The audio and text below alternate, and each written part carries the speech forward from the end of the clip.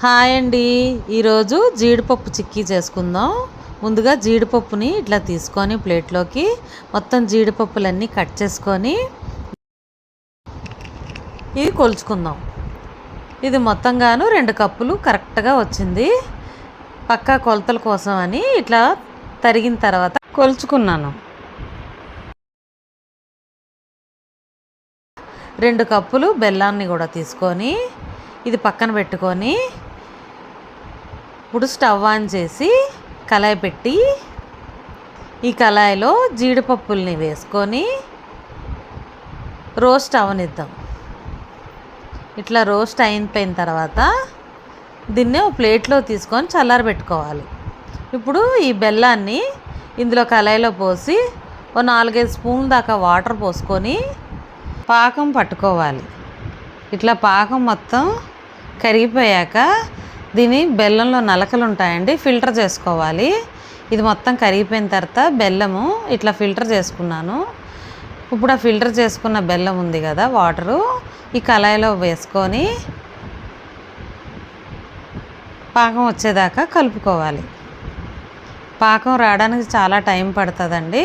కలుపుతూ నీళ్ళలో వేసుకుంటూ చెక్ చేసుకోవాలి.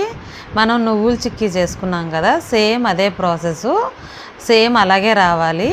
కొంచెం ఒక స్పూన్ నెయ్యి కూడా వేసుకున్నాను పాకంలో.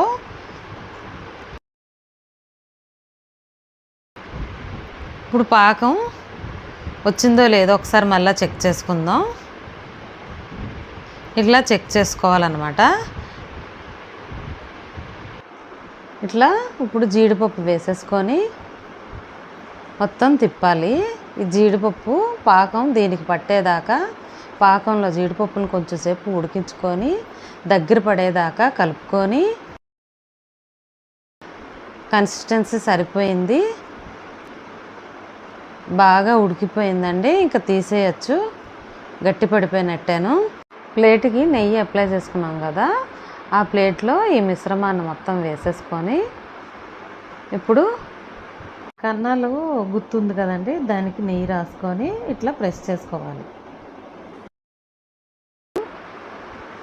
ఇట్లా ప్రెస్ చేసుకున్న తర్వాత చాకుతో కొంచెం గోరువెచ్చగా ఉన్నప్పుడే కట్ చేసుకోవాలి.